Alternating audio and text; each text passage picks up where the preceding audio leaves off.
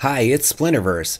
Welcome to another episode of D&D New Releases, where we offer first impressions of new third-party products for Dungeons & Dragons. We cover a selection of titles from Dungeon Masters Guild and DriveThruRPG each week. The titles are presented in alphabetical order, and all of them are linked in the video description. Purchasing the books using those links helps the channel, but you can also support us by purchasing one of our best-selling books. Our newest release, Dragonlance Companion, offers 180 pages for players and DMs to bring the magical world of Krynn to life. And like many of our books, it's available in hardcover and digital format. Our Swarms of the Multiverse offers over 70 brand new creatures, including their associated swarms, instructions on how to make your own balanced swarms, and lots of bonus materials such as 4 new demiplanes. Our Feywild Companion offers 150 pages of Feywild fun for players and DMs alike. Also, our book, Fizban's Vault of Draconic Secrets, contains over 50 pages of dragon-themed player options, including a subclass for each class and much more. We've got lineages suitable for any setting, as well as optional lineage rules in our Van Richten's Librum of Lineages. With our Potions Unlocked book, we have over 100 pages of material to take potions to the next level in your game. Please support the channel by purchasing our books using the links in the video description. First, we have Classing It Up Relentless Rangers with new conclaves and magical fetishes from Beth Jones and Anja Sfer. It's on sale for $251, normally $295, and it's 28 pages. And it says it has a huge variety of new material for Rangers, filled to the brim with new conclaves and those magical fetishes, featuring an amazing 20 new conclaves, ranging from the natural world-focused animist to the ooze masters to the dragon-hunting worm hearts. There's a conclave for every sort of ranger you want to play. They've also designed a bunch of new magical fetishes, small yet powerful magic items that tie into the powers of a particular conclave, allowing for some spectacular magical abilities. So you get to see the whole book in the preview, and here's a list of all the different conclaves. You can see the Animist all the way down to the Wormheart, something called the Scar-Faced, the Natural Path, the Hoarfrost, the Hexers, Green Guards. I mean, lots of fun sounding ones. So we'll get to check out a few of those here. Let me zoom out so you can just get a feel for the look of this. Always well done from Anja Sfer and Beth Jones. I mean, the layout is nice. The artwork's nice. It's so easy to read everything and see what's going on. And each of the conclaves is getting its own dedicated page, which is helpful. So we'll pick a conclave to look at here in just a minute, but I just wanted to do a quick scroll and then you get to the magic fetishes at the end. So let's go back up and look at one of these conclaves. So let's look at the conclave of the Deadeyes. So it says, Deadeyes are sharpshooters of the highest caliber. Hitting a target dead on at maximum range is child's play for these rangers. An enemy that thinks cover will protect them from a Deadeye usually regrets their miscalculation as they lay dying from a fatal arrow through the heart. It's also a fatal error. The motto of the Deadeye is, if I can see it, I can hit it, and they rarely ever miss. Beginning at 3rd level, your bow becomes an extension of yourself, and you can accomplish amazing feats with it the others can only dream of. Choose 2 of the following tricks that you have learned. Being within 5 feet of a hostile creature doesn't impose disadvantage on your ranged attack rolls. That's super helpful. Attacking at long range doesn't impose disadvantage on your ranged weapon attack rolls. Or your range weapon attacks ignore half cover and 3/4 cover. So yeah, some good options there, and you're going to have to pick from one of those, or 2 of those you get to pick, so that's nice. Also at 3rd level, you can choose one of the following 2 features. You gain a 3rd trick from the bow trick feature above, so you could get all 3, or you know an additional spell when you reach certain levels in this class. So there's a whole list here: Hail of Thorns, Melf's Acid Arrow, Lightning Arrow. So the spells are pretty appropriate. I mean, with words like quiver and arrow in them, they all seem really relevant to this, so that's awesome. Deflect incoming at 7th level. You can use your reaction to deflect a missile when you are hit by a ranged weapon attack. When you do so, the damage you take from the attack is reduced by 1d6 plus your dex mod plus your ranger level. Additionally, when you make a dexterity saving throw against a spell effect that targets only you, you can add your wisdom modifier in addition to your dex modifier to the roll. So yeah, some really nice abilities in here. I'm not going to read them all because I want you to discover them for yourself. It looks just really fun. I mean, if you like being a ranged character, this one seems really focused on that, which is fun. I like how precise this one is, which is appropriate because you're going to have really good aim with that Deadeye. But there's so many in here. I mean, the Conclave of the Naturopath, the Kraken Hunter. I mean, that looks really fun. Really just so much good stuff. Let's go down here and look at the fetishes. So there's one for the Deadeye. It says, wondrous item common requires attunement by a member of the Conclave of the Deadeyes. When an attuned Deadeye knocks an arrow, they can use their reaction and expend a charge to activate the fetish, making the arrow magically duplicate. If the Deadeye's attack is successful, the target takes damage from 2 arrows instead of 1. Whether the attack was successful or not, the second arrow disappears immediately after the attack. This fetish has 3 charges. All expended charges are restored at dawn. So yeah, you're basically doubling your arrows. So that seems really to fit with the Deadeye, because we read the Deadeye. But there's a bunch of them here. You got Decomposer, Enforcer, Envoy, Evolved Mind fetish. So it says an attuned Evolved Mind adds double their proficiency bonus on one intelligence-based skill of their choice as long as they are wearing their fetish. So you see all different ways these fetishes can enhance the subclasses. I like that. I like these magic items that are tying into specific subclasses. It just adds an extra layer of fun to this, I think. Yeah, lots of usefulness in here, and these conclaves seem really well thought out, and I think people that play Ranger are going to have a lot of fun with this. So look for it in the video description links under Classing It Up Relentless Rangers, and give it a click. Next we have Cursed Classes Barbarian Path of the Bulky from Patrick Reese, and it is 1 page, and it's got Famzak the Fantastic presenting this, because Patrick has done another book with items, which you can see down here. And so this one has Barbarian Path of the Bulky. It says a subclass for those who want to break things or creatures, to strike things or creatures, to throw things or creatures, or to rumble. So it seems like it could be a fun subclass. So we get to see the 1 page here, so you get to see basically the whole thing. It says, from birth you are blessed as one of the rare few gifted with a muscular physique many could only dream of, but you quickly come to realize that with great power must come great caution, and that by doing so doors are actually reusable if you don't rip them out of their frames. But still, even under your most careful touches, favorite objects break and beloved people yelp in pain. Barbarians that walk the path of the bulky haven't shied away from the life of being a glorified mountain of bulging muscles. They accepted that it always will be a delicate balance between embracing and restraining your almost godly might. You are doing your best. So, if the people ask you to be less careless, just ask them to be less fragile.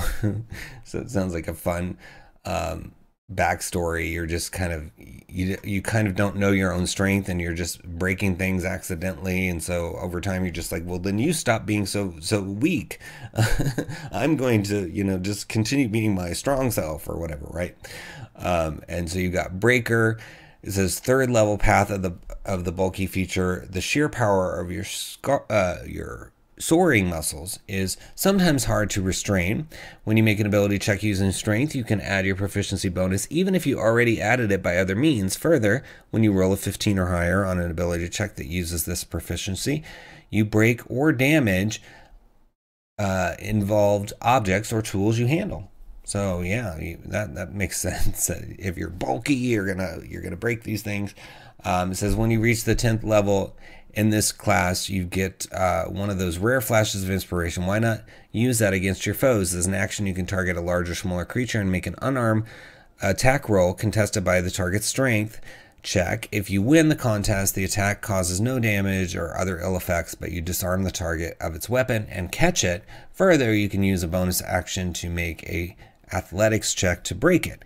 To do so, you need both hands. So yeah, I like when abilities have they change at a higher level as well, so it makes your 3rd level not so boring when you get to the higher levels. So we'll skip some of these because I want you to read them for yourselves.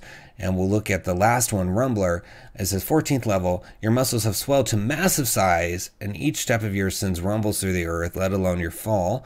Your strength score increases by 2, and your maximum for that score to 22, and to a maximum of 26 at the 20th level instead of 24. Further, your weight is doubled, and the first time each turn you drop or arc are knocked prone, willingly or unwillingly, all large or smaller creatures within 5 feet of you must succeed on a strength saving throw or fall prone as well.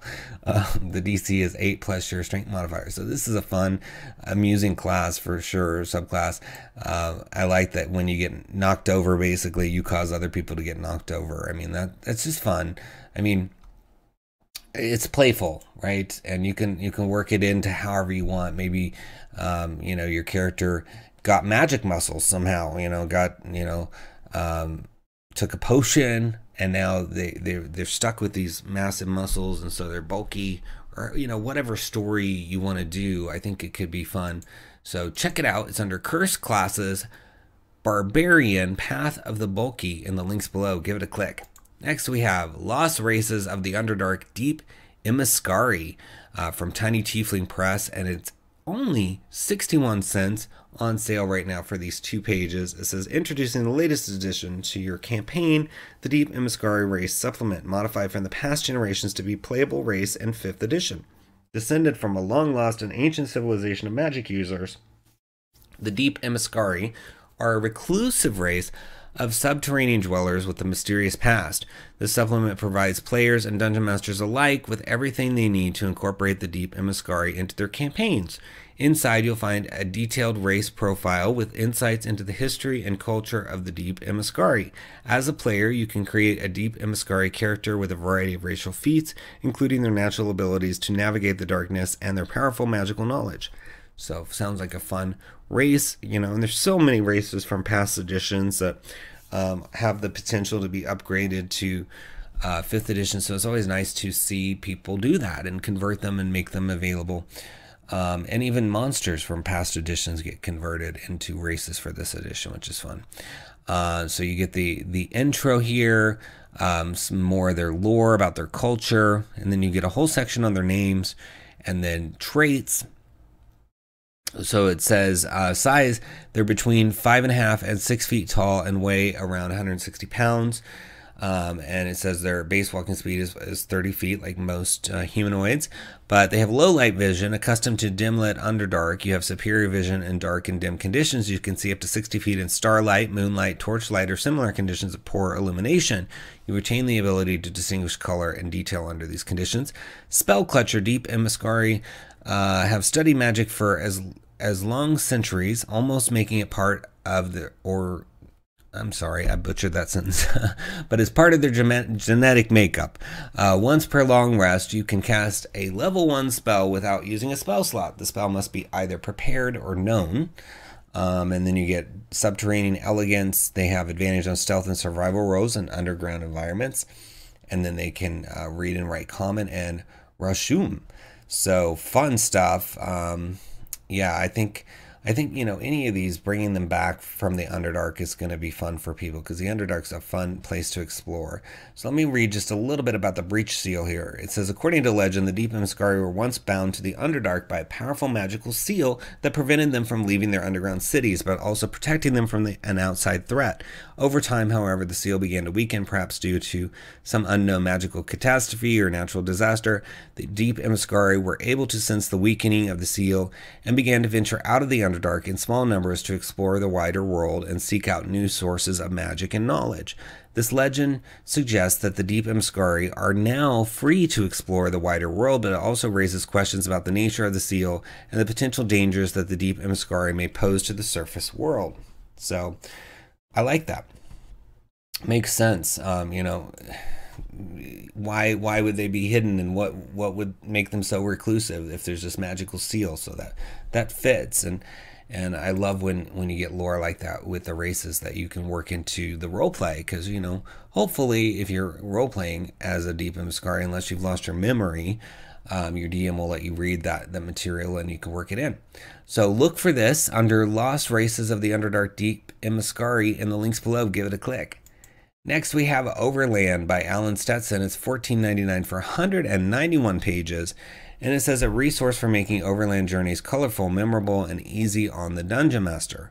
It says the crunch of sealskin mucklucks struggling to gain traction on a fresh blanket of snow, the trickle of cool water past bare ankles wading through a brook that meanders through a lush mountain valley under gilded trees and dappled golden light, the oozing and sucking of waterlogged boots through the omnipresent mud of the swamp. Overland travel is an important tool in the arsenal of the Dungeon Master, allowing them to paint a vivid picture of their world, and is the most effective way to immerse players in a rich land far from reality. Too often, it is hand-waved away or inadequately described. Other times, it becomes a burden, consuming entire sessions and detracting from the story, which is the beating heart of the campaign. But a Dungeon Master is often improvising and taking players down a path that is loosely planned or unplanned altogether, and poetic narrative is difficult to spew forth at a moment's notice. Overland is designed to assist the Dungeon Master in the ultimate quest of painting a vivid picture for the players of a vibrant and tangible world by providing some structure, prompts, and even prose to read aloud, allowing everyone to create a shared memory of a journey worth taking. So you get 155 descriptive boons with even more possible outcomes, provide assistance to heroes as they quest. You get 177 inventive setbacks with a multitude of unique outcomes. You get 214 minor occurrences. You get 26 creature encounter scenarios, 12 combat encounter modifications, 191 pages altogether with hyperlinks, so you can quickly jump to sections. You can see some of the interior here. So you've got all these different types of boons and forest boons and setbacks, etc. There's even a video down here at the very end that you can watch. So looks pretty cool. Let's look inside. So you get to see different things that you can read aloud to your players, so that you don't have to do every bit of improvisation in the moment. So you've got your environmental trinkets here, which is also helpful. So we'll look at that in a second. Combat encounters disinterested. So encounters featuring monsters with the disinterested temperament present the least dangerous scenarios for characters. By simply allowing the monster to pass by, not threatening or hindering their passage, characters can avoid combat altogether and come away unscathed with a good story and a hearty laugh. It may also present a much needed opportunity for the party to test new weapons, earn some experience, or rid the land of abominations as they themselves become the aggressor in the scenario. So there's a whole bunch of things listed here that you might roll and choose, or you can, pre-select these. So depressed, it says, monster is upset and taunts the party looking for a fight to lose. The monster prerequisites, it has to be, a monster that can speak, and it's just one monster. It says a solitary monster approaches the group with verbal taunts. Despite their provocations, they do not attack or fight back. If attacked, this creature is deeply upset and prefers death to facing what lies ahead for them. They may have been exiled from their tribe or pack. They may have taken the life of something or someone that they loved. They may be a victim of unrequited love, or perhaps their friends and family were killed, leaving them alone without purpose. If attacked, they seek the strongest of the group and continue taunting them, incurring damage but without returning the blows. If killed, award a reduced amount of XP. So yeah, I mean, if this happens with your party,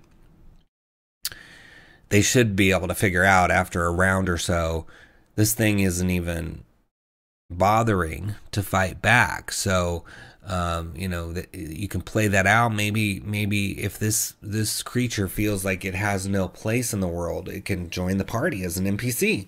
That could be really fun too. Have a little monster running around with it, as long as it doesn't make everything OP. So you've got different skill checks to show what the effects are. So if you get a 15 on persuasion or higher, persuade the monster to calm down. A 15 on performance, inspire the monster through song or word, improving its mood. So, right off the bat, some of the players may not opt to combat it. They may just try to persuade it or perform and get it to calm down, right, too, which could be cool. And you might award inspiration if they choose a interesting way, like performing a song or something to quiet it. But you see, there's tons of stuff in here. I mean, this is 191 pages.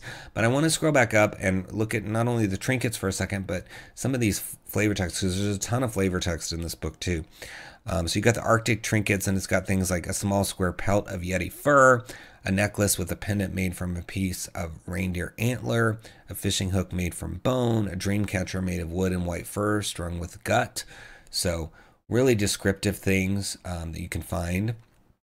So I'm just going to read this one. Apparition. This deep into the swamps, it is impossible to tell if the light that penetrates the tangled canopy is sickly sunlight or the eerie glow of a full moon. Either way, shadow dominates your vision, except for thin highlights of silver light that hang like tinsel on silhouettes of inky black.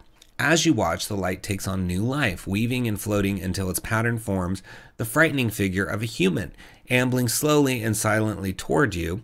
Its ghostly skin looks rotted and translucent. Strands of muck and moss dangle from its outstretched arms. You feel a cold shiver wash down your body and begin to step backward. With a lunge toward you, the figure dissolves into wispy tendrils of ethereal vapor. Your heart pounds, and you are reminded that these parts, though through which you wander, are home to creatures of good and of evil, both living and dead. So yeah, very descriptive. I can picture that swamp. I can picture what's going on. It makes me feel things. I'm having, feelings of like this cold shiver and the visibility. So it's addressing a lot of the senses from sort of touch and sight. So that's what you want from these flavor texts. You want the senses to be felt by the listener, right? So it's pretty engaging, and there's a bunch of these to cover all the different places that you could go, plus all these really cool encounters. Everything from angry, bounty, different choices with monsters. And the nice thing is they're not set to a specific monster. It doesn't say a wolf that's angry, right? It says monster that's angry. So you can plug in a monster for whatever skill level, whatever player level you think is appropriate, so you can determine the CR. So very useful book, I think. So look for it under Overland in the links below and give it a click.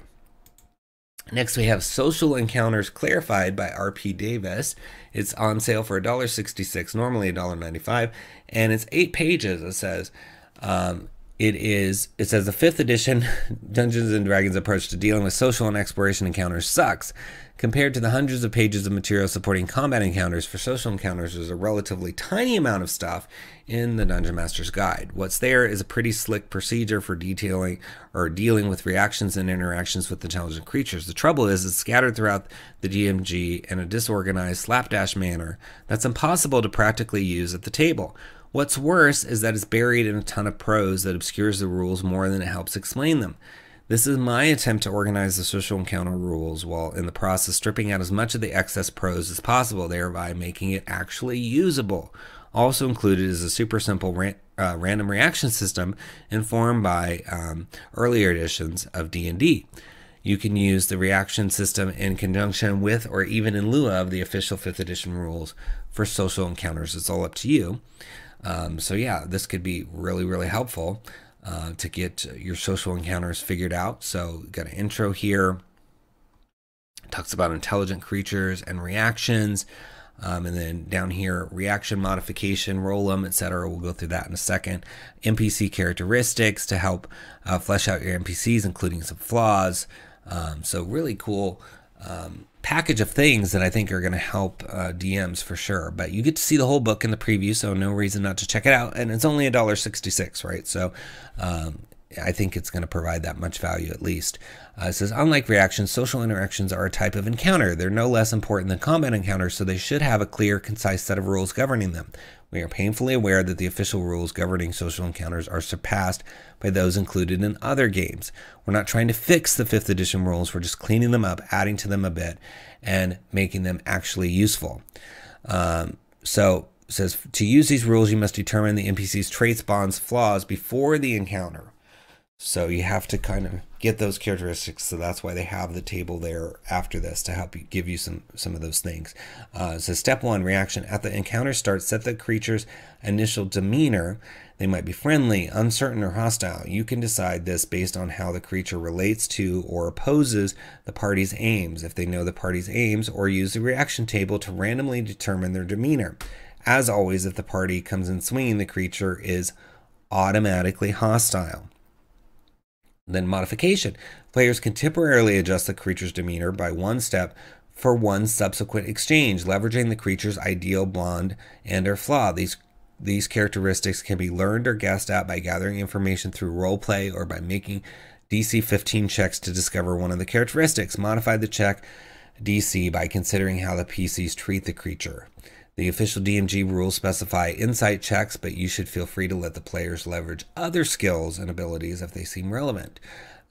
It's not enough to merely discover a creature's characteristics. The players must use that information they discover. Perhaps they subtly agree with the NPC's ideal or overtly threaten a bond or promise to keep a flaw secret.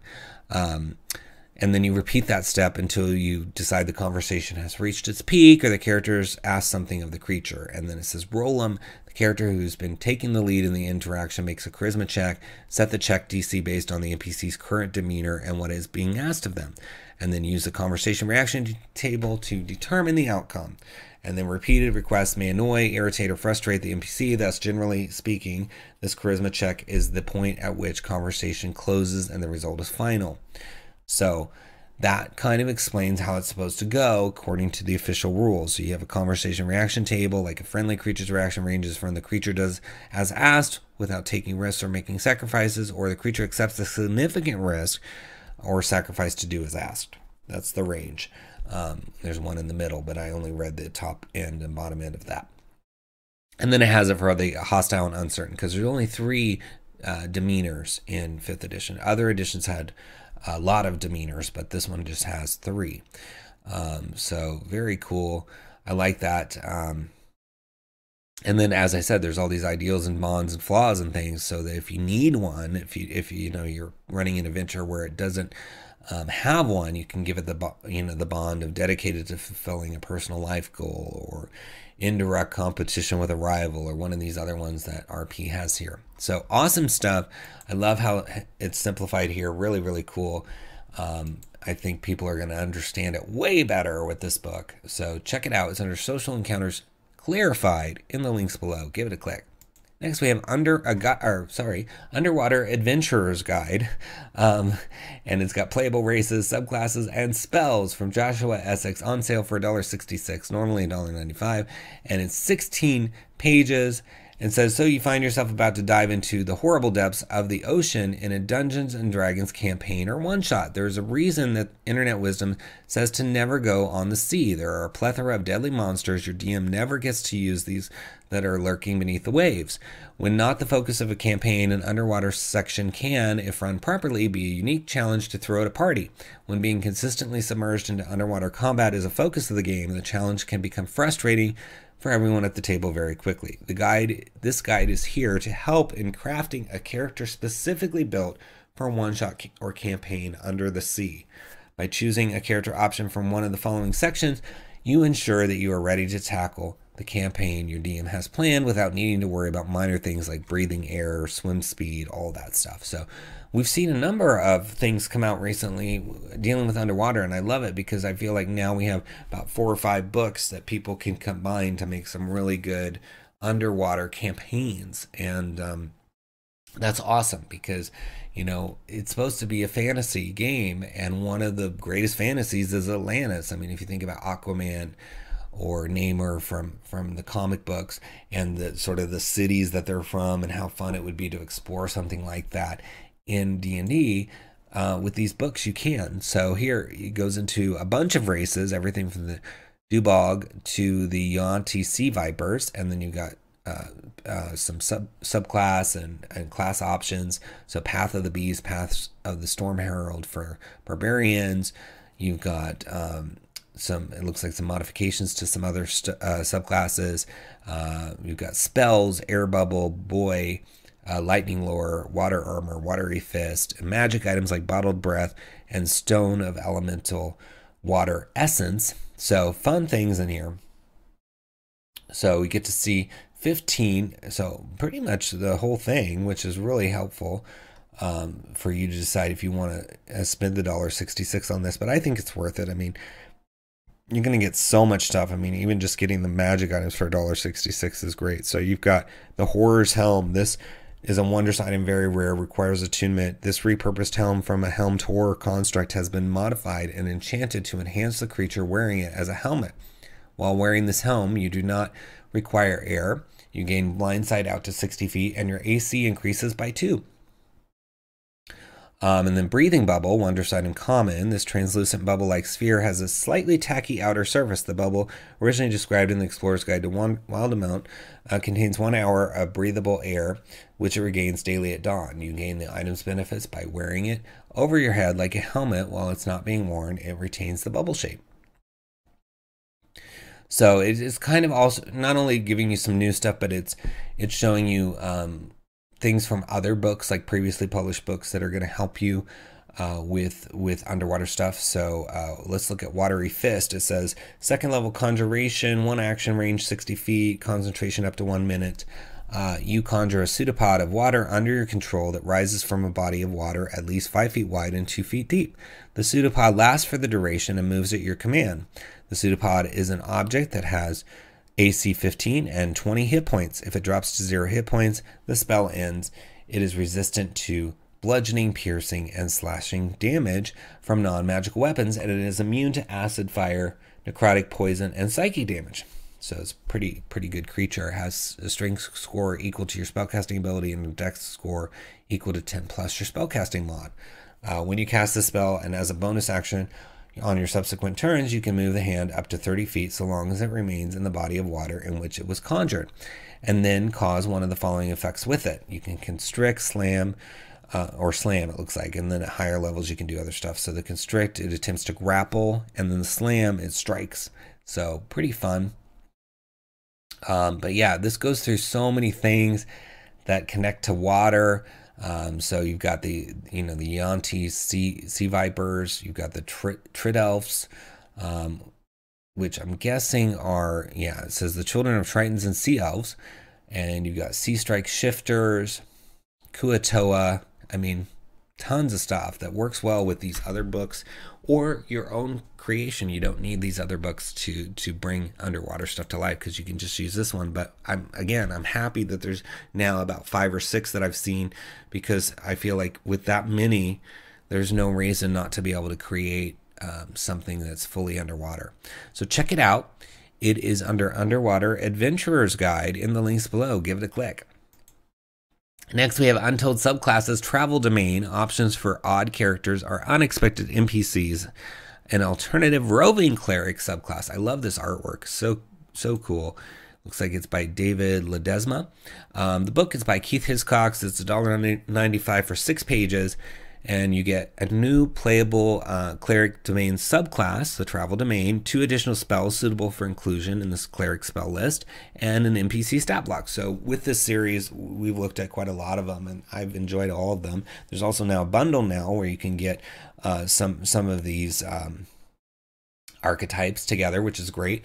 And they're all fun because they're different. They're different takes. They're more down a less trodden path. They're not the expected takes on some of the subclasses, and then they also always have an NPC, which I think is helpful to expose your players to the class before they play it, maybe, or just to have, if you're not going to let the players play the class, at least you have this sort of NPC that has these features, and then you can refer to the rest of the text to support that NPC being role played by you.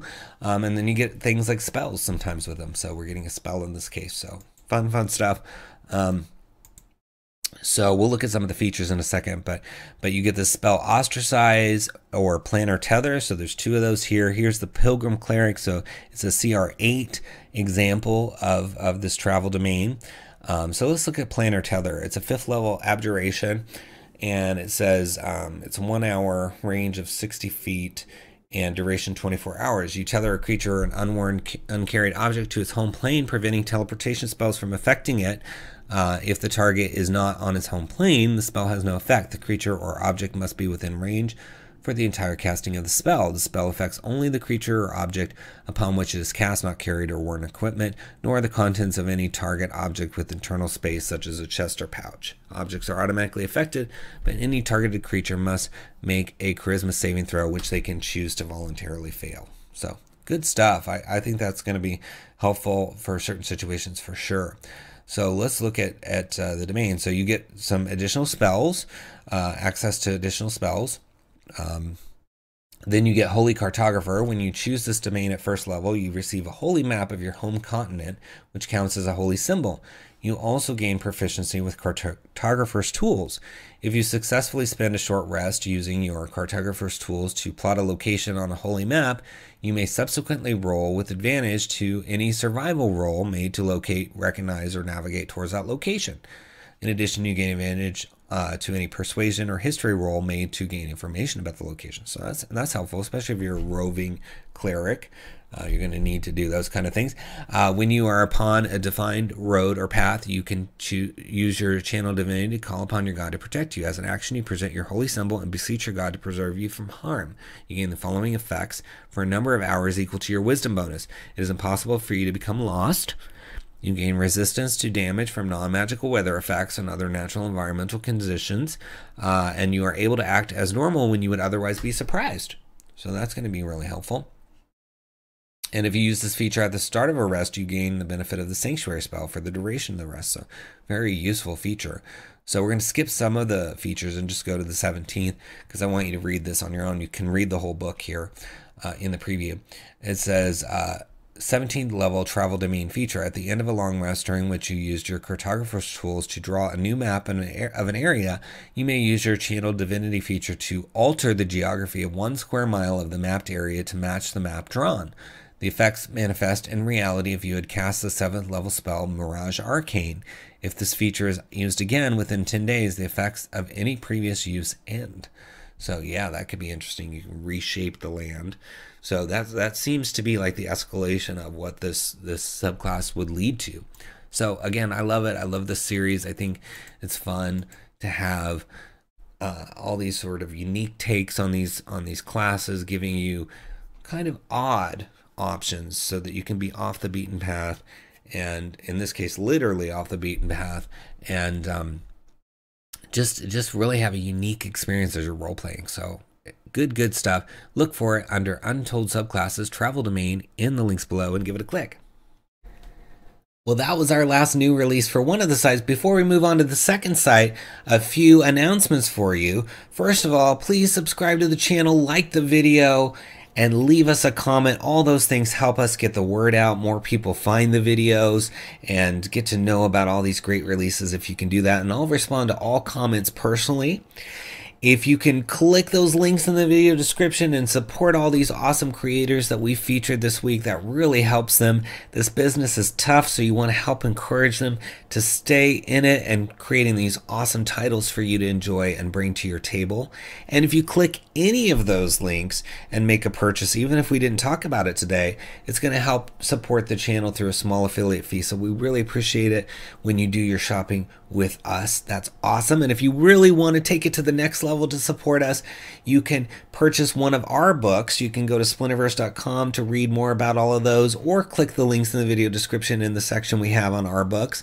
And I'll just tell you about a few of them here now. So our latest one is the Dragonlance Companion. It's 180 pages for DMs and players to really get into Krynn. Everything from subclasses to races, including classic ones like Draconians and Half-Ogres and Thanoi, as well as 2 full-blown adventures, a Tier 1 and a Tier 2 that you can link together for a full campaign. We've got monsters, magic items, encounters, new types of items like legacy items, and even herald items that are connected to the gods, which we profile in massive detail so that you can use the piety system to really interact with the gods. So there's just so much to be found in there for Dragonlance and Krynn if you're into that, or if you want to take these things and put them in another setting, of course. And it's available in print as hardcover or digital, or you can get both for this combo price where there's no extra charge for the digital. So that's always very cool. Then we've also got Swarms of the Multiverse, which is over 180 pages dedicated to brand new monsters that have some sort of connection to swarms, whether it's they form swarms, they summon swarms, or they control swarms. Each of the 70 new monsters in this book have some sort of connection, and we give them lots of space in the book. Each monster gets a minimum of 2 pages, so you get lots of lore, you get tactics, you get a playlist of the moves that they would use on their stat blocks. So if you want to quickly run it without reading too much, you can just go through the playlist. We've also got associated things like magic items that are connected to some of the creatures, demiplanes, full demiplanes that you can explore with some of these creatures as well. Then we've got rules for you to create your own swarms that are balanced for 5th edition, so that's really helpful. And then we have other types of swarms, like environmental swarms that don't even have hit points, but are more like hazards or puzzles that your party will have to pass through on their way to whatever the next adventure is. So tons and tons of stuff to really bring swarms to life and help you make a swarm out of any creature, whether it's third party or an official Wizards release. You'll be able to confidently make those swarms using those balanced rules. And again, it's print or digital.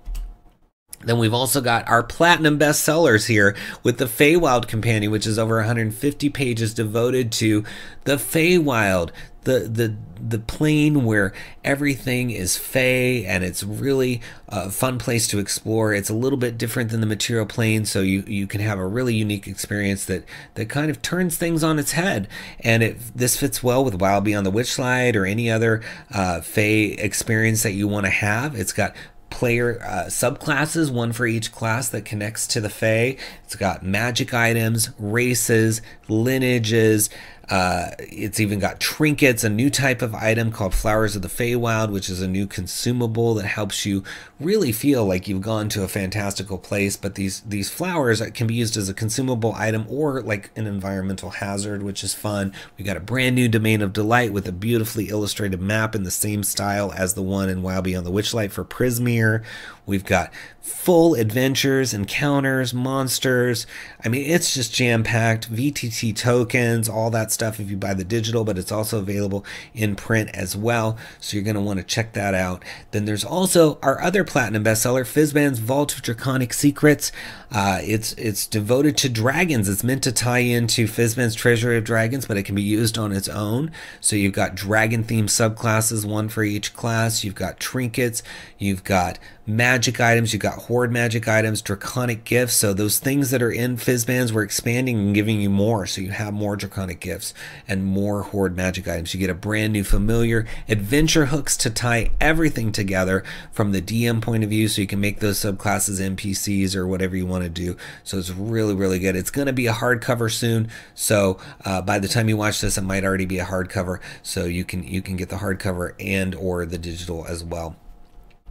Then we've got our Van Richten's Librum of Lineages, which is devoted to the new concept of lineages that was introduced in Van Richten's Guide to Ravenloft. And it's really fun. It makes your race basically something very personal to you, because lineages are something that is sort of thrust upon your character. It's not how you were born. It's an experience that you've gone through, and it's changed you. And so these are very conflict-driven lineages suitable for any setting, not just Ravenloft. Got 4 of those in there, and then we've got optional rules on how to string those together, so you can go from one lineage to the next, or you can remove a lineage if there's some reason you want to go back to the original race, or just for story purposes you want to remove it. You have that option with this book.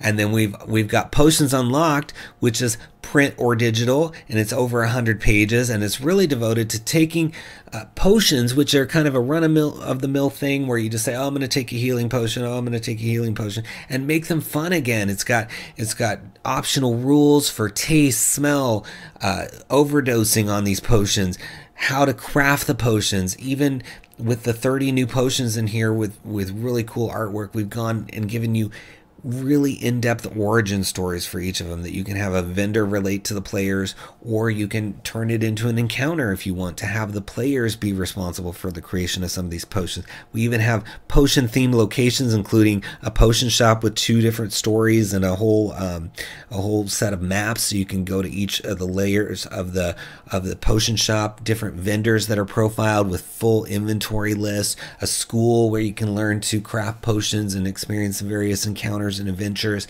and then we've got magical plants and things that you can craft, harvest and craft your potions with. So tons and tons of stuff. The whole point of the Potions Unlocked, or any of the unlocked titles that we're going to do, is to really take something and take it to its limit, give you everything you could ever want, to be the authority on that topic almost, and just really deep dive. Our Swarms book is the same thing. It's anything you could ever want on Swarms. So if you're getting these books, we feel like you're going to have everything you could ever ask for that topic, and that's our goal for you, because we really want the money to go as far as it can, because we do try to keep our prices reasonable, and then by giving you everything we can, we're helping you have that for far into the future. You're going to have the ability to have potions or swarms or whatever our topic is come to your aid at your table. So we hope you'll support us and check out all these awesome titles. Feel free to ask questions in the comments or anywhere if you're interested and unsure.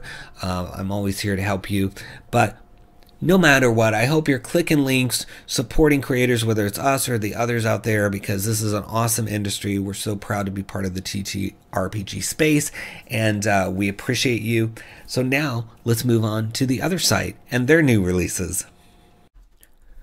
Our first title from DriveThru is Among the Open Skies by 𝘽𝙁𝙗, and it's $8.95 for 30 pages for 5th edition. It says, take your next adventure to the open skies and explore totally uncharted territory. Learn about the flying cities that escaped a necromantic war, and dive into the clothwork cyberpunk aesthetic of 𝘬𝙁, the city of vapor.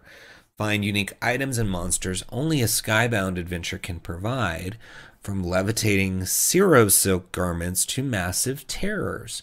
So this sounds really, really fun, and as usual, very creative and inventive from 𝘽𝙁𝙗. And you could even use this in another plane, like the plane of air or something similar. So I'm excited by this. It's got 3 pages of lore, 5 pages about 𝘬𝙁, that city mentioned previously, 18 adventure hooks and encounters, 1 new player ancestry detailing the sky-touched cloudlings, 1 new monk subclass for adventurers who follow the way of the dancing wind, 23 sky-themed items, and 9 skybound monsters. So this supplement has a well-rounded assortment of things for you, which is always helpful. So you can see how things are laid out here. You get that sort of lore, location, gazetteer stuff. Then you get into the character options, and then you get into the items and the foes. So fun stuff.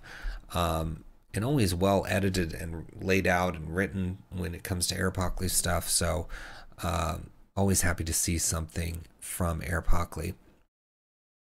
So open skies, atmospheric conditions. So you have to think about, clouds and temperature and the breathability of the air, and then the weather conditions. So all of that is covered here as well.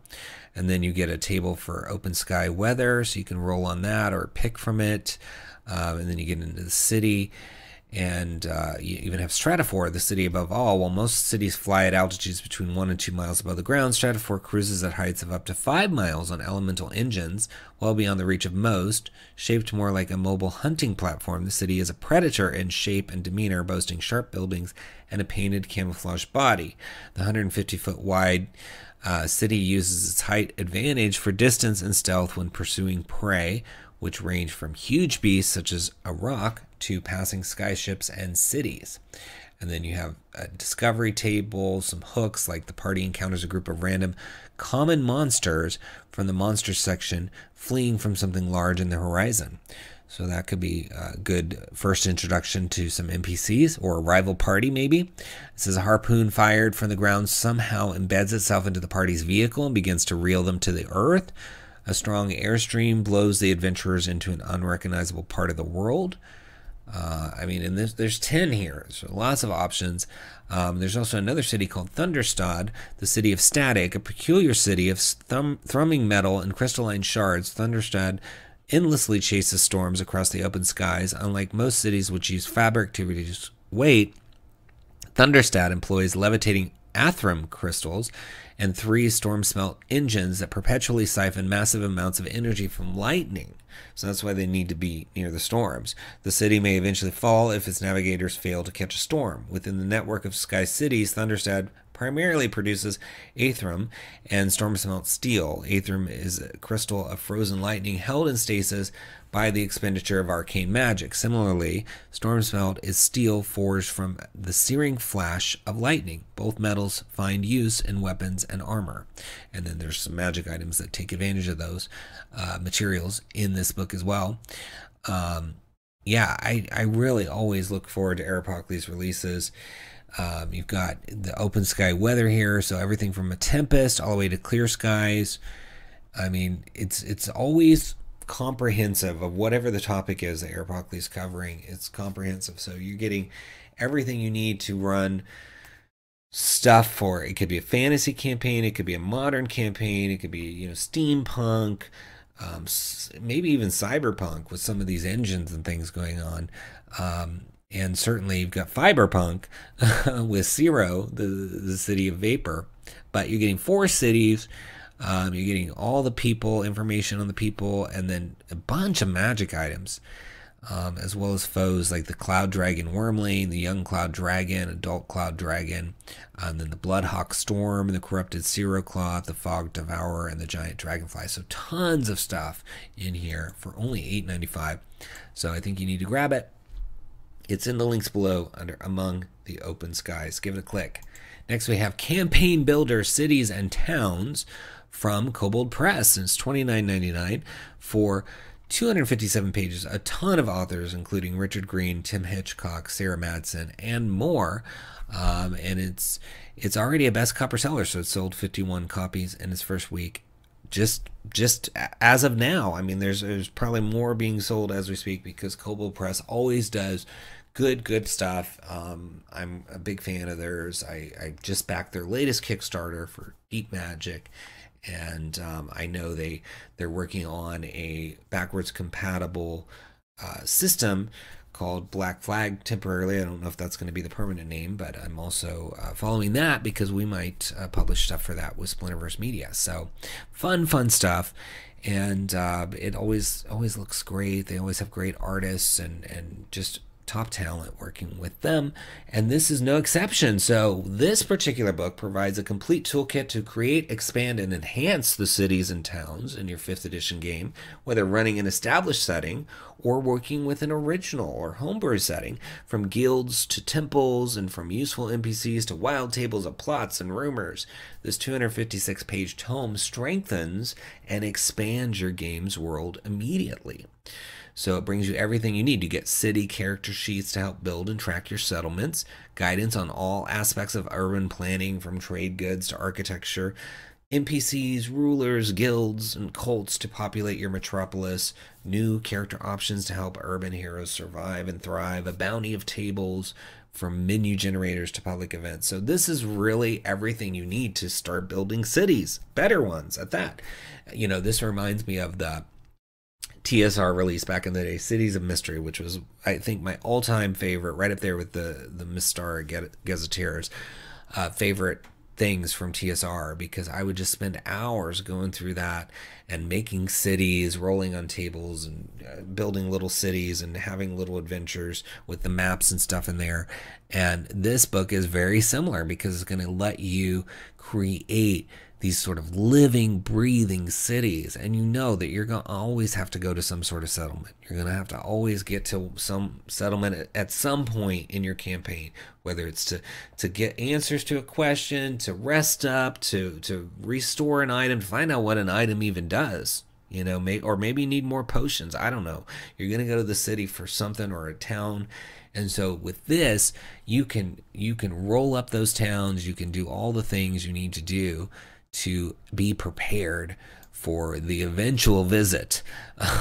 And you can even use these things to build something that you might publish. If you're a creator and you want to publish a city or a setting, having it fleshed out using a book like this is going to save you some time. It's going to also make you think about some things maybe that you weren't going to think about. Maybe you completely forgot about how your city needs districts or needs a temple or whatever, right? And so this is going to cover some of the things that will help you come up with a map of the city and populate it. So it goes into city planning, like what's the city's age, what's its primary function, what are the city's trade goods, what's its population, what's the government like? Magic, is there magic there? What is it legal? Is it not legal? What's the impact of it? Is it everywhere? Is it limited? Is it forbidden?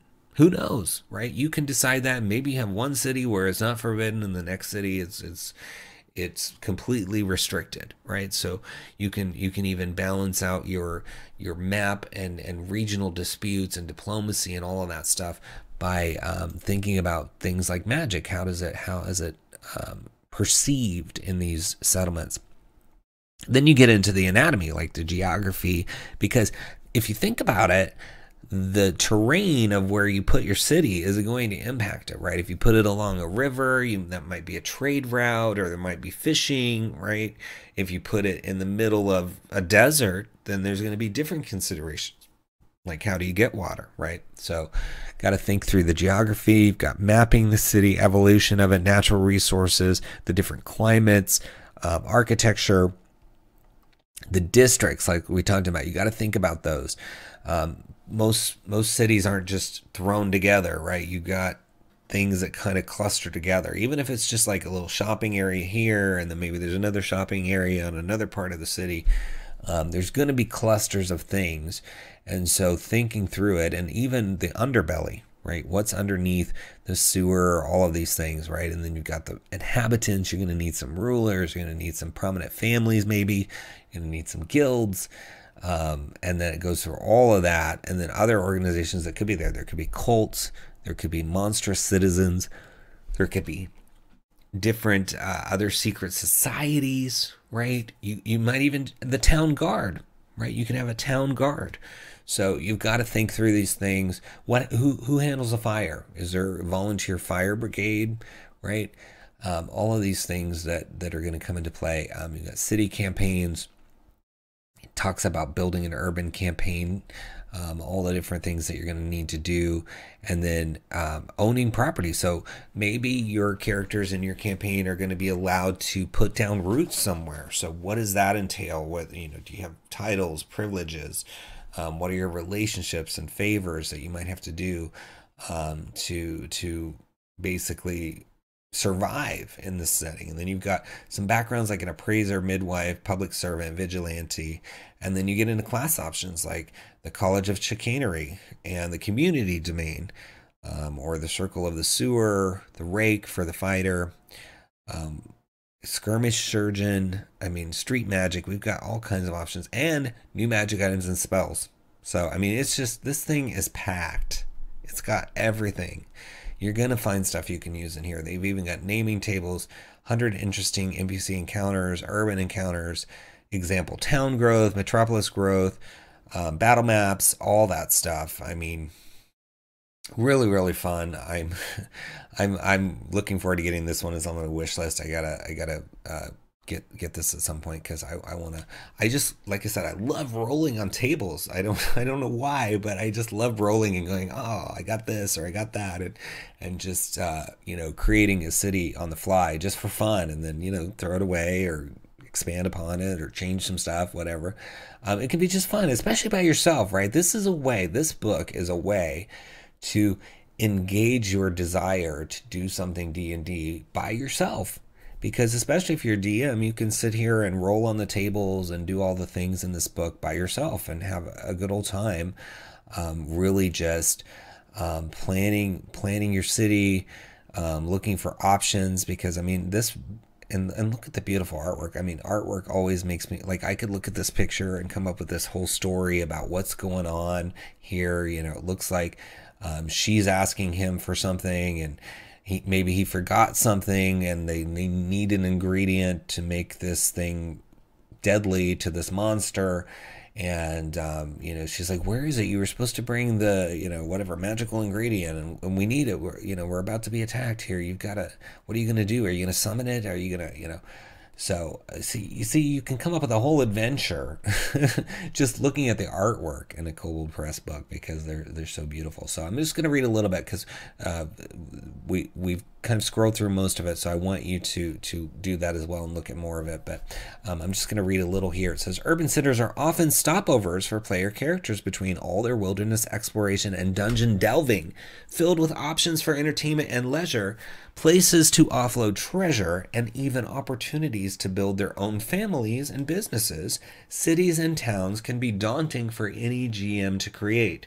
This chapter covers the basics to keep in mind when creating any urban location, from the core questions that define it to the role of magic. And so it starts off with those 5 questions, and the preview ends here, so we can't go further, but it does walk you through those questions. You can see the questions you're going to answer in the table of contents here. And I mean, it's really important, because you're going to get to a settlement, and your party's going to go, is this thing here? Can we do this? And you're like, oh gosh, I didn't even think that they might ask to go do that now that we're out of town, right?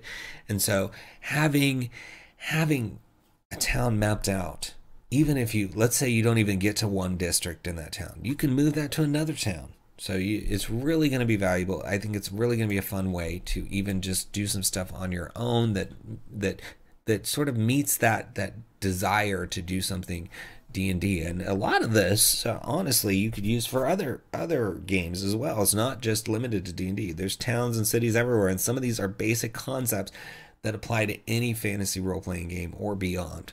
So you got to get this. It's in the video description links under Campaign Builder, Cities and Towns. Give it a click. Next, we have Crucible, Issue 1, Rising Tides, from Crucible Magazine. And you look at this gorgeous cover.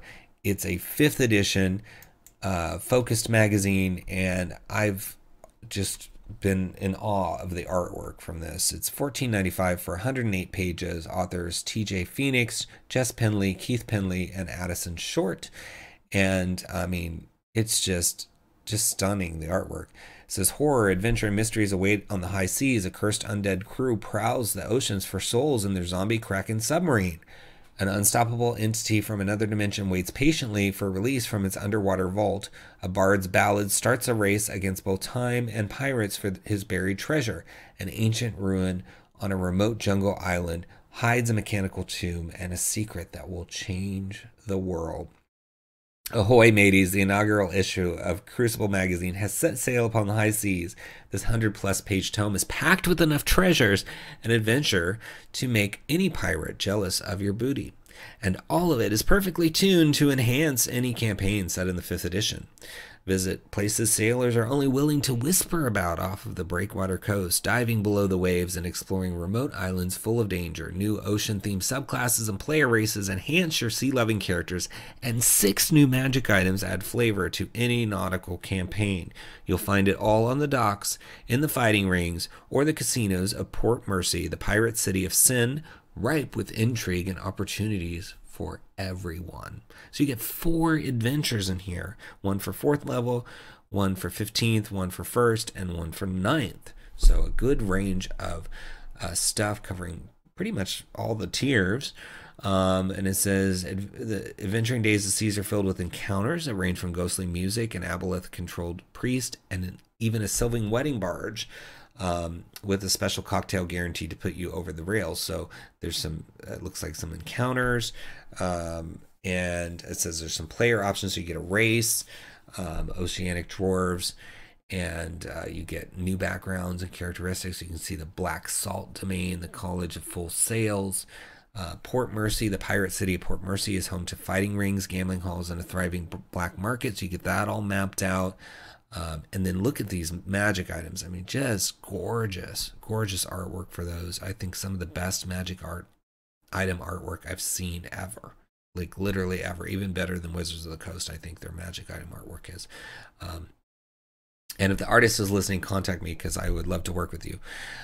So the hot seat Heliana's Guide to Monster Hunting. So you get to an interview with a creator for Heliana's Guide to Monster Hunting, and just tons of stuff. I mean, it's an interactive PDF, downloadable digital assets. So you get handcrafted maps, monsters, all this stuff. So, and each issue you get the digital PDF. You can get print or Foundry VTT. I think this is just for the digital edition, the PDF. But they do have, if you get into, you know, their website and all of the stuff that they're up to, you can get that combination where you get the Foundry, the print, and the digital. So that's really, really cool. I love it. Let's look inside. So you get to see just a little bit in the preview. So you got the editor's letter, and then some more details on some of the adventures. So we'll read about those. But I mean, just this layout is so professional and beautiful, and the artwork is stunning. You know, and they have a bunch of stuff at their website that you're going to want to check out, like these special character sheets. So it says, Temple of the Clockwork King, an underground temple filled with mechanical traps and puzzles, was discovered on a remote jungle island with an ancient and terrible secret. So that's the adventure path, and then there's an adventure, Curse of the Sea Wraith.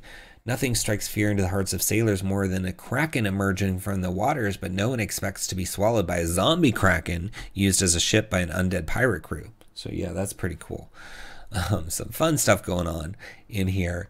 And yeah, I think this is great. I mean, we used to have Dragon Magazine and Dungeon Magazine, and those kind of died off.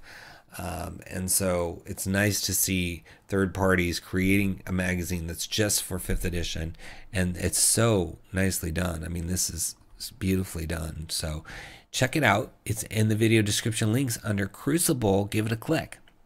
Next, we have Cursed Magic Items, 20 new 5th edition magic items from Craven's Keep, $1.99 for 16 pages.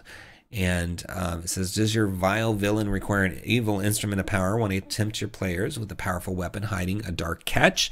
This set of 20 magic items contains cursed weapons and objects all balanced to be just as useful as they are a hindrance. Players may have a hard time deciding if the power they receive is worth the price they pay for it.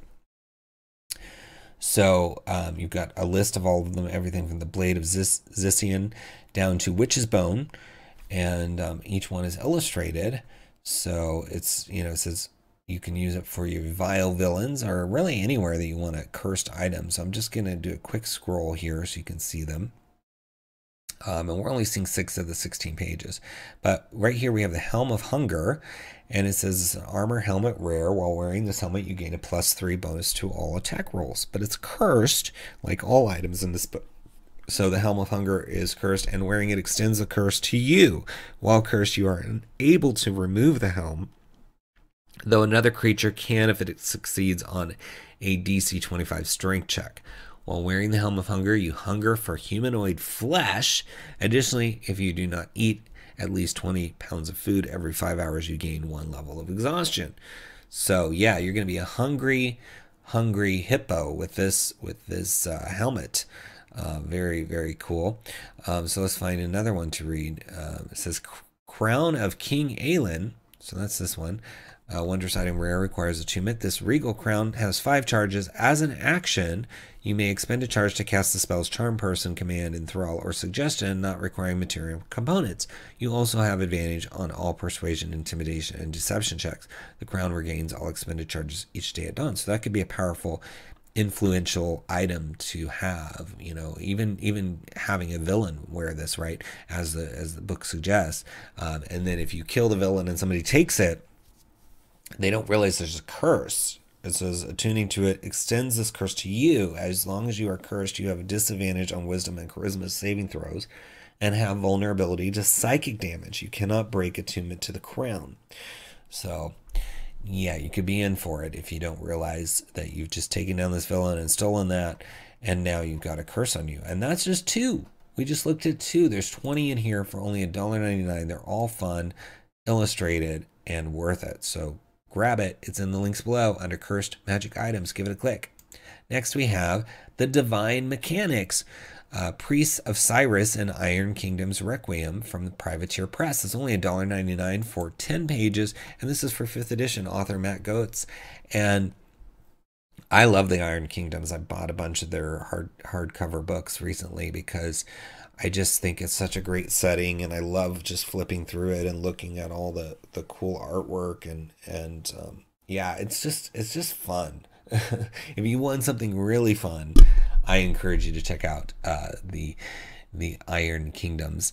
It says, take up the tools of the goddess and prepare for the next stage of the great work. The worshippers of Cyrus have emerged from hiding in cities across the Iron Kingdoms. Her priesthood, now able to work in the open, have turned their brilliant minds and blessings of the Maiden of Gears to the betterment of others.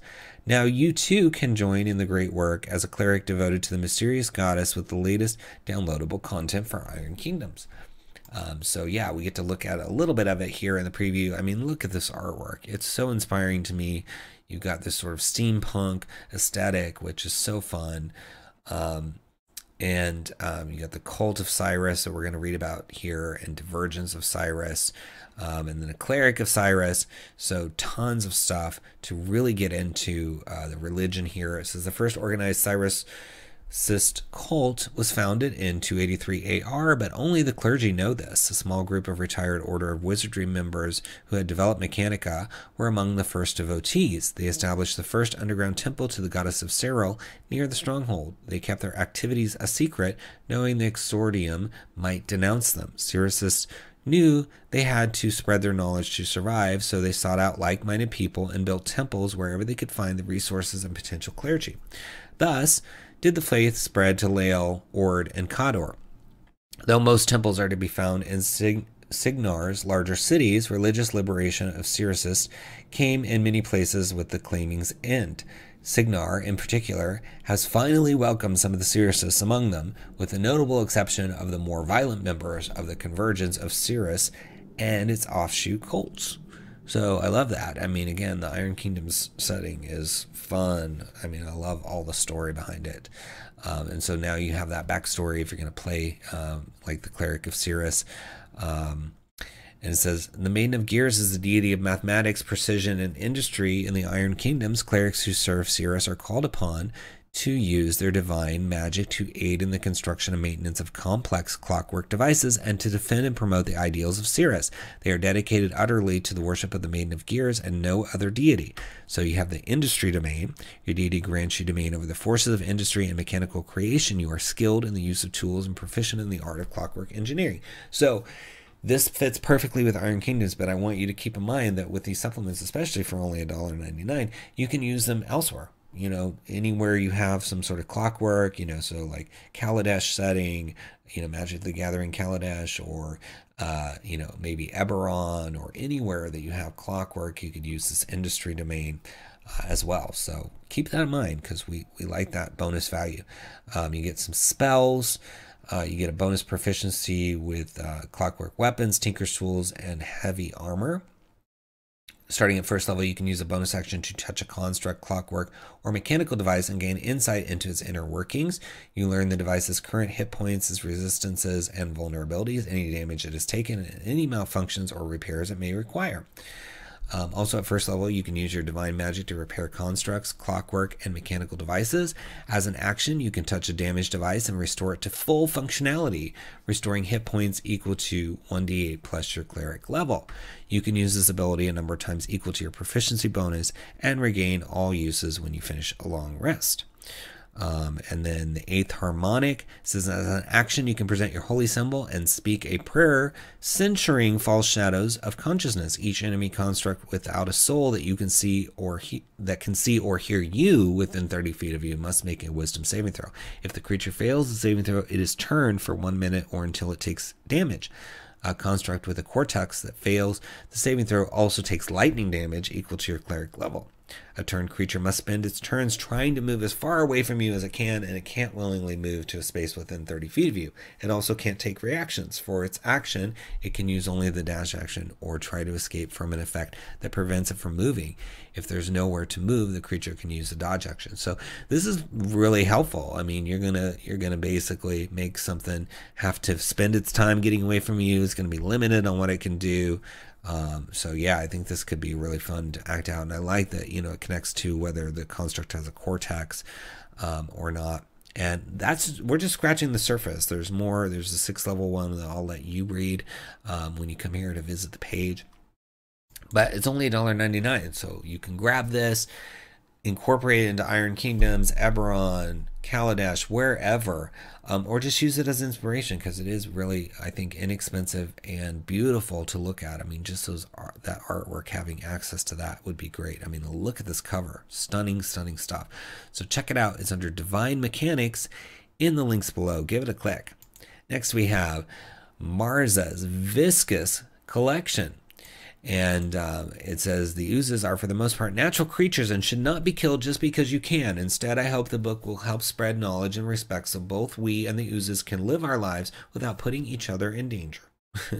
So you get 40 monsters, 10 magic items, 2 new class options, and a new playable race with pixel art. And it's by Gabrielle Marzagali. And it's 78 pages, 5th edition, 4 random pixels, $5 is the price. And you can see, so they go into oozlings, character options, magic items, and oozes by CR and oozes by name. So you get the abyssal bulb, the acidic juice, the aggressive saltwater, celestial oozes even. So you got angelic droplets. That sounds fun. Ooze ephenum, creeping sewer. Yeah, so fun, different oozes. I think this one is really creative from what I'm seeing. I've seen a couple other books on oozes, and this one seems to be more diverse in terms of the options. So you've got celestial oozes are creatures born from the tears of celestials.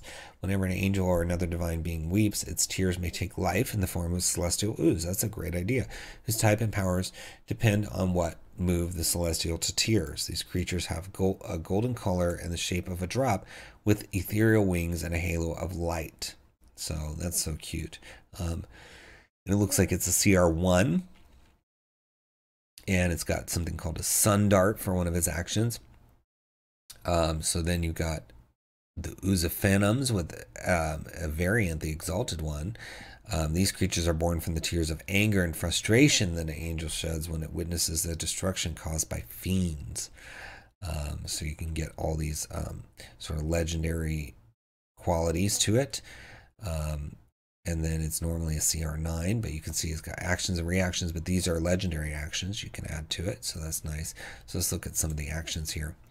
You've got multi-armed, ineffable eye, fiends, destroyer. So fiends are exposed against saving throws caused by Oozophanum. Fiends with the CR of 5 or higher have disadvantage on such saving throws, while fiends with the CR of 4 or lower automatically fail them. And it says the Oozophanum sight has no blind spots. It cannot close its eyes, and creatures who try to blind the Oozophanum using a spell are blinded for 1 minute. So it kind of reverses on them. It has 4 arms with eyed arcs. Each arm has 20 hit points. If an arm drops to 0 hit points, it falls off and becomes an oozling. Oh, that's interesting. It's got eye lasers. I mean, fun stuff. I really think these are some fun ideas for oozes. And we haven't even scratched the surface. We just looked at 2 of the celestial ones, but there's 40 different ones in here. I mean, and you can never have enough oozes. I think it's one of the least populated creature types in terms of what Wizards has released. So if you're looking at purely at official 5th edition creatures, there's just, you know, a smattering of them, especially when you compare it to other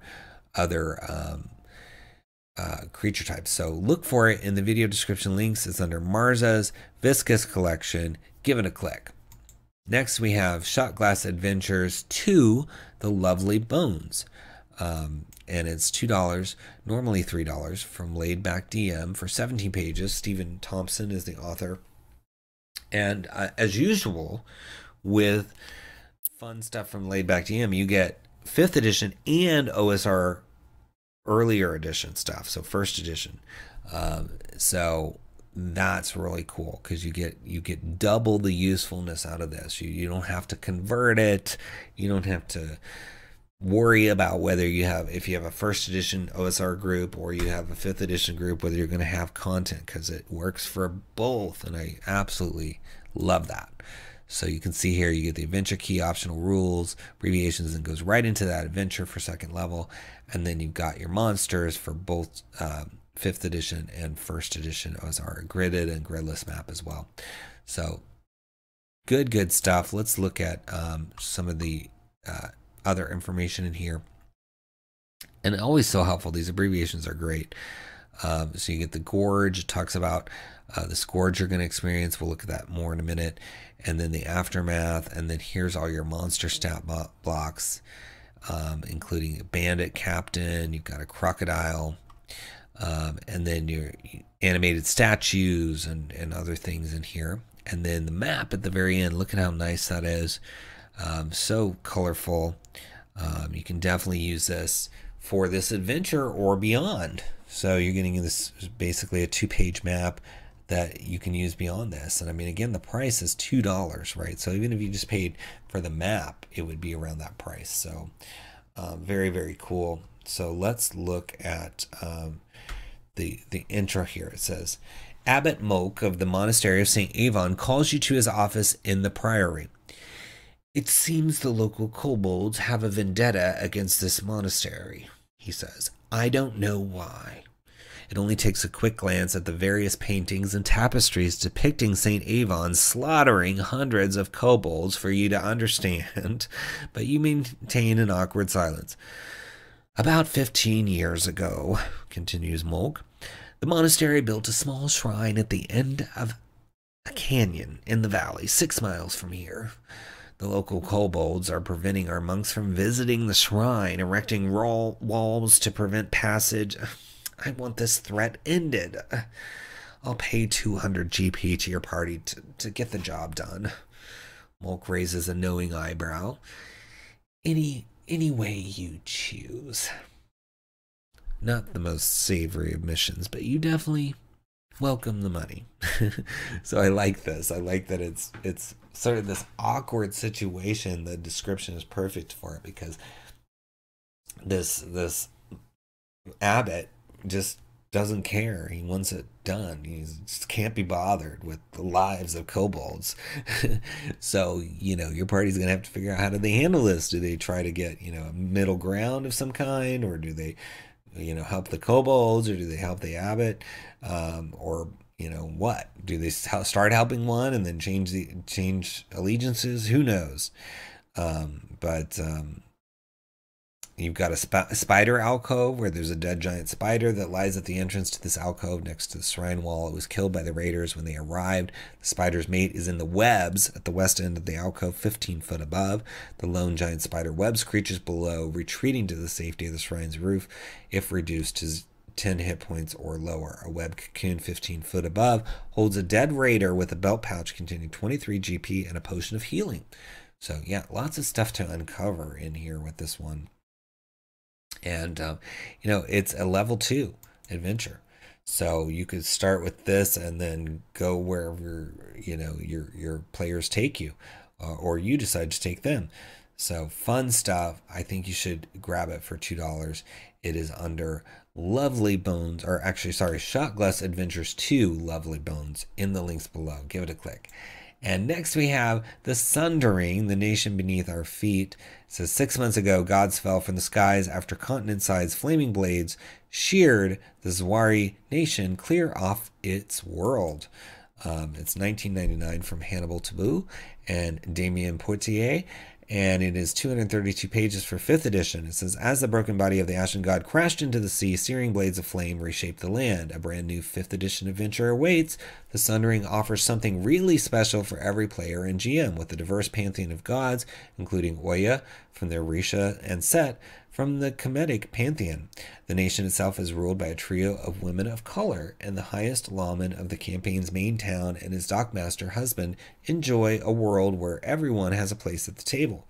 Contains a campaign world setting, maps, 9 adventure path modules, new dragons, gods, subclasses, races, and more. So I love this. I love the inclusiveness of it. I love the concept and just that it's giving you so much stuff. I mean, this is a lot of stuff in the 232 pages. Whole campaign setting, adventure paths, modules, dragons, gods, subclasses. I mean, it's awesome. So, here you find out about what the Sundering is and the 𝘬𝙬 nation, and then important finds, figures, and facts, so various points of interest, and then you get into the gods and the beasts and the dragons, and then you get the subclasses like the Pact of Sky and the Suffering Warlock, and then you have your adventure modules, so Path of Adventure, Path of Heroes, and Path of Scoundrels, each with 3 episodes, and then you get NPCs and other stuff. So fun. I like it, and look at this artwork, so good. So it talks about how the cataclysm reshapes the nation, what causes Sundering, and look at that beautiful artwork. And then here's the 𝘬𝙬 nation, and here's a map of it, so you can really get an idea of where all the different locations are. And yeah, lots of backstory. So then here's says the Chromatic Cartel and the Seeds of Unity, 1500 years BTS. So and then you go 1100 years, so you're getting all this 740 years. A lot of campaign settings skip over this sort of history stuff, and I like it. I like when you go back in time and find out how things work, because maybe you want to even set your campaign at a different time period, or maybe there's time travel and the characters end up in a different location. So so I think that's cool. So it says the Sundering. Let's find out about a little bit more about it. It says, who and what was lost? For centuries, bound inside the unbroken facade, the nation had been on friendly terms with Caesarea and Alephia, each nation focusing on taming threats outside its own borders. When the Sundering struck, some of the most notable passings were a trade mission from the land of Flamehearth to the Alria, where a number of elven and dragonborn nobles were touring the unbroken facade and fell into the flames. Hundreds of other casualties were reported from various places around the nation. Whole tribes disappeared from the proving grounds. Falling debris accidentally killed people from every walk of life, including the previous regional governor from the Saracen Highlands. So in this time of upheaval, the 𝘬𝙬 nation's military, known as the Vigilance, has stepped up its presence in the mainland, no longer requiring such a strong presence on the unbroken facade. Likewise, local municipal guards called protectors have been given extra resources to provide a sense of stability for an uncertain citizenry. The magical means of the state have been rumored to have drastically increased their use of arcane eyes. Tensions are high now, and security is often the priority over liberty. So, they've been through this disaster, basically, and so security has been increased, and that's causing friction. Yeah, I like this. There's so many things going on. Such beautiful artwork. I mean, look at all these different locations in the nation of this. So I really like this concept of the 𝘬𝙬 nation. It's different, and I like that it's inclusive. And we're just getting to scratch the surface with the preview, but there's just so much to learn in here with lots of history. And I mean, 232 pages, they can really deep dive into some of the lore and prepare you for all of these adventures that you're going to get. I mean, 3 full adventures, lots of other stuff like subclasses and races and just background. And I mean, this artwork is so fun as well. So I think you got to check it out. It's under the Sundering in the links below. Give it a click. Next, we have Witches of the Sea, a compendium of seafaring and magic from Big Empty Blue, and it's for 5th edition, 64 pages, and it says, embrace the powers of change. Witches of the Sea is a compendium featuring spells, magic items, mysterious locations, encounters, treasures, a new deity, and 2 new subclasses, the Cleric Domain of Change, the Sacred and Eldritch Essence Blessing infesting the ocean world known as the Big Blue, and the Barbarian Path of the Scourge to become monstrous heralds of change. So this all connects to Big Empty Blue, but as usual from Picostrix Press, you can use it outside of that. It's normally $19.99, on sale for $14.99. And you get new spells in here. You get adventuring in the Threshold, all the different inhabitants, encounters, treasure, magic items, monsters, pets, and familiars. I mean, and look at this artwork. Stunning. I mean, It is just, we're getting some beautiful artwork today for sure. So alignment neutral suggested domains for the Shepherd of the Salt. So this is a deity. So oversees anything that relates to life, death, or change in general. And it's got a saintly icon of a holographic ghostly woman with ancient eldritch ruins behind her. Yeah, so much information in here, right? It says, the Shepherd of Salt is a mysterious, morally ambiguous divine entity allegedly protecting the humans of the Big Blue in their journey to enlightenment and ultimately immortality. Often called the herder of humans and the ghostly pilgrim, she is known to appear to the initiated as the hologram-like spirit of a middle-aged female human with long ghostly dreadlocks and purple eyes, wearing sacred paraments and symbols of an unknown origin. And the mortal, now known as the Shepherd of Salt, was allegedly born before Cerilia's Common Era 3,000 years ago. Although her origins are unknown, some believe she belonged to one of the few human tribes that survived the fall of the Builders. Others claim that her parents might have been born on Terra and got caught in one of the broken portal rifts while traveling. Most haseographers agree that before gaining her immortality, the shepherd led a group of human survivors living in the remnants of the Builders' empire. One night, after years of travels and studies, she had a vision of a hidden sacred place she would eventually call Mirage. The vision depicted an ancient door hidden beneath a cemetery of salt pillars and ancient buildings. Inside, a different world extended beyond the horizon, a world full of tremendous power. One night, after searching one of the Builders' ruins, she left her group to follow her vision deeper into an unknown abandoned city. When she returned, the human leader she used to be was no more. Her mortal body was left inside the old ruins, an empty shell without purpose. Her spirit instead was now granted eternal life and new purpose to guide all mortals toward the ruins that uplifted her to eternal life. So, really cool backstory for this deity. You don't often have them fully engaging, in the mortal realm and then becoming the deity. So it's cool to see one like that and to see the journey and so much detail, interesting stuff about this deity. I mean, you're getting multiple pages on the deity, which is great. And then there's a bunch more stuff in the 64 pages. You're getting the cleric domain of change. You're getting the barbarian path of the scourge and just other stuff related to these witches of the sea. And I always enjoy the artwork too from Viscous Press. So I think you're going to enjoy this one. Look for it in the video description links under Witches of the Sea. It's down there. Give it a click. Well, that's our last new release for this week. So thank you so much for watching. Please subscribe to the channel, like the video for that algorithm. Leave us a comment. I will respond to all comments personally. And if you can, share the video on your social media, whether you retweet us or just copy paste the link into your social media and share it. We need to get as many eyes as we can on these videos so that people can find out about the great third-party content out there. There's a lot of third parties out there that people don't know about. And there's some people that don't know about any third-party content or don't realize they know about it. And so educating them that there's this great world out there is helpful, and especially now after the whole OGL mess that went down recently. So please get the word out, and please click those links in the video description. Purchase those books. It helps these creators and helps the channel with a small affiliate fee. And if you click any of the links and purchase anything, even if we didn't talk about it, you're going to help the channel. So we appreciate it if you do your shopping with us. Maybe bookmark one of our links, or click one of our links anytime you want to go shopping. There is a big GM's Day sale going on at DM's Guild right now, so lots of special deals on low prices on stuff. So it's a good time to go shopping through your wish list, etc. So but start by clicking one of our links if you can. And if you really want to help us, we do have 7 books of our own from Splinterverse Media, our latest being the platinum best-selling Dragonlance Companion.